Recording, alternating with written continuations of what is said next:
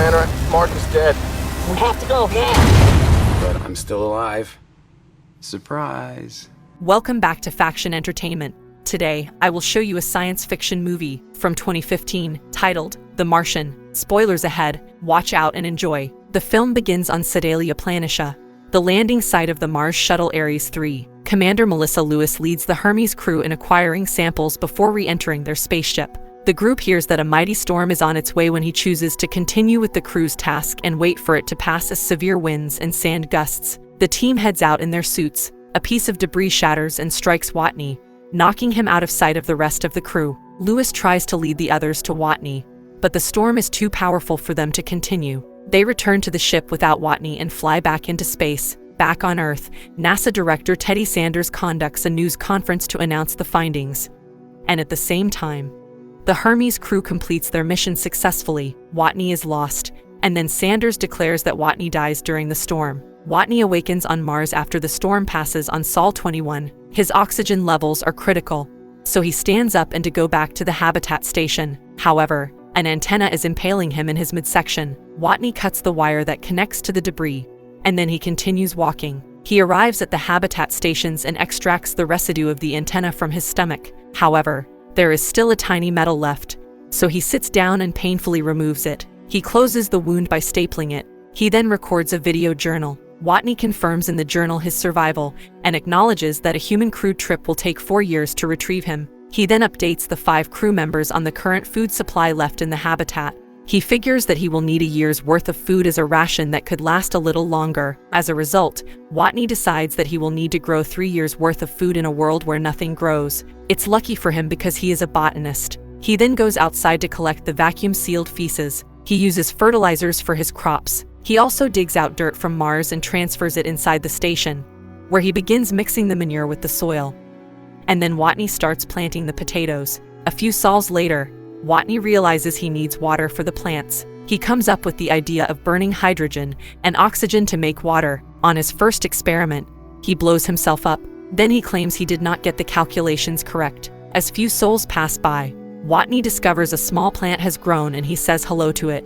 He decides to send a rover to the Schiaparelli crater, which will serve as the landing site for Ares 4 in 4 years. The rover can only transport him so far and is limited. He then relies on solar cells and an auxiliary battery to get by. Teddy Sanders holds a funeral for Mark Watney on Earth, honoring his legacy and ensuring his sacrifice would not be in vain. At Johnson Space Center, Director of Mars Missions Vincent Kapoor discusses with Sanders the possibility of funding another mission to bring Watney back. Sanders flatly refuses the proposal. Later, Mindy Park, another engineer in NASA, receives a message from Kapoor to check a particular location from the given coordinates. After seeing satellite photographs from Mars that are a minute apart that show movement, Lindy then calls Kapoor. They bring in Sanders and Annie Montrose, Director of Media Relations, to show that Watney is still alive. Sanders refuses to tell the Ares 3 crew members, for they still have a few months to travel home and needs for them to be alert and undistracted. He claims that they will starve to death before they can help him. Kapoor is asking what Watney might be thinking and doing right now. That then shows Watney annoyingly playing disco music over and over on Earth. NASA holds a press conference where they reveal that Watney is alive.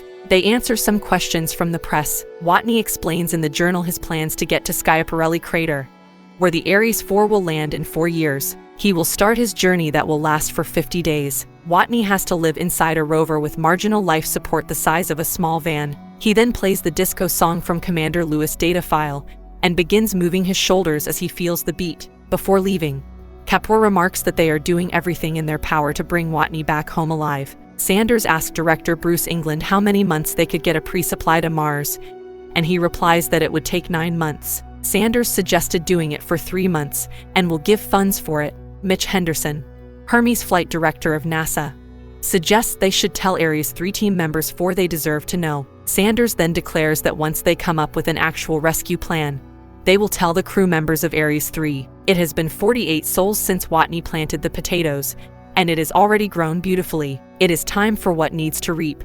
And so again, he harvests 400 potato plants. The smaller potatoes are the ones he will reseed, and the bigger ones are what he will put on his food supply. Watney looks at his computer screen and discovers something.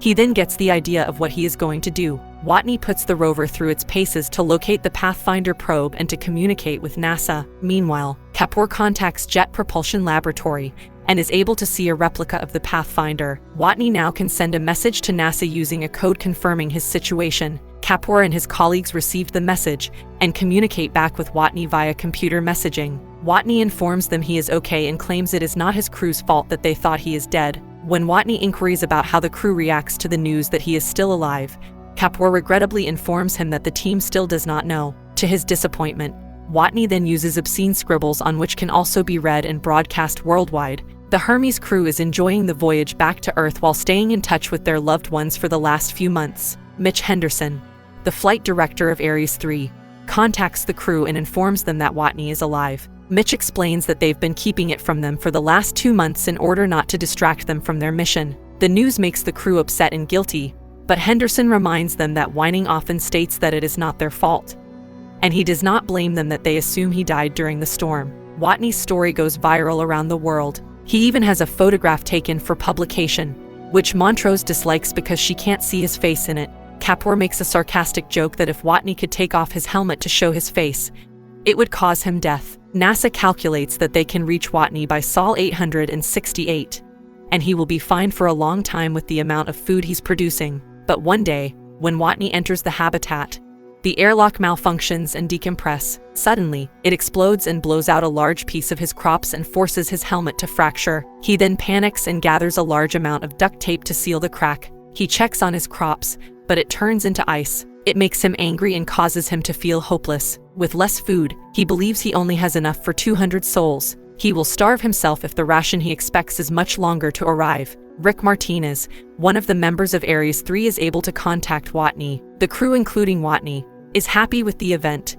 At night, Watney fixes the ham and begins counting the remaining potatoes left. NASA sends a probe to restock Watney as soon as possible, but it explodes moments after launch. He is beginning to lose faith in his chances of survival and rescue. He transmits a message to anyone who can inform his parents of his whereabouts, and that if he dies, he will die while fulfilling the mission. Somebody will then remember him of what he loves and what he is good at for something big, beautiful, and greater than him. 2 Chinese National Space Administration directors, Zhu Tao and Guoming, are watching the news about the probe explosion. They are planning to assist NASA by sending a probe with Watney on the areas for flight. Rich Purnell, an aerodynamicist, introduces himself. While still a little disoriented, Rich devises a plan to have the Hermes crew turn around and embark on a long space trip to get Watney back. And they are also intercepting the Chinese probe and obtaining the supplies for Watney. Sanders refuses to carry out the plan, but Henderson transmits the program to the team in secret. Even though they may face repercussions for breaking instructions, Commander Lewis thinks they must return for Watney, and all of the crew agree. And they will also be adding 533 more days in space. Watney is explaining the plan while NASA is preparing for another launch. Meanwhile, the crews of Ares 3 are having video calls with their family while on Mars. It's been 7 months and Watney lost a lot of weight, and he has developed a lot of facial hair and decaying teeth. Still, he is working on the rover that will be transporting him to the crater and locating the Mars ascent vehicle. On Earth, Director NG and Henderson explain the plan to Kapoor, which Kapoor doesn't like. And when they relayed to Watney the plan, Watney replies a message to Kapoor with a question and assaulting word. On Sol 538, Watney starts reassembling the MAV Mars ascent vehicle just like Director NG demonstrates. Meanwhile, in the Ares 3, Commander Lewis explains his plan to the rest of the crew. In NASA and the rest of the world, many people are watching live from Johnson Space Center. Many people are looking forward to retrieving Mark Watney. And Mars, Watney starts shaving his beard and hair to look nice for the day he can finally leave Mars. After orbiting Earth and collecting supplies, the Hermes team is ready for Whitney's return. The Hermes is almost in position and contacts. I need to get prepared as he starts tearing up.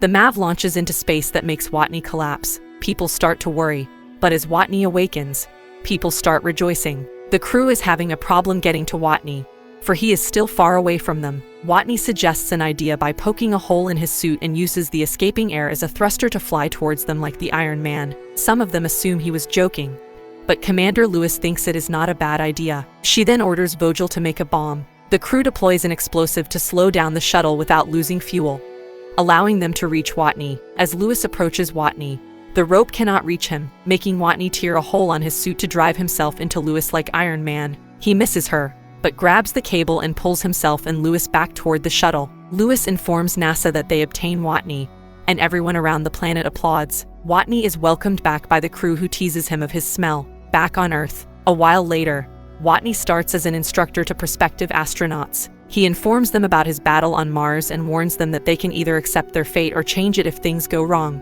When he asks the students if they have questions, every one of them raises their hands. During the credits, we see the characters years later as they watch the launch of Ares, 5 of which Martinez is part of the crew. We see Kapoor, Montrose Park, and Sanders continues at NASA. Lewis is watching with her spouse at home while Vogel is with his family. Beck and Johansson are newlyweds who recently had a child. Everyone is happy about the successful launch of Ares 5. That is all for this video. Make sure to subscribe to Faction Entertainment and turn on notifications so you can watch more videos like this. Thanks for watching.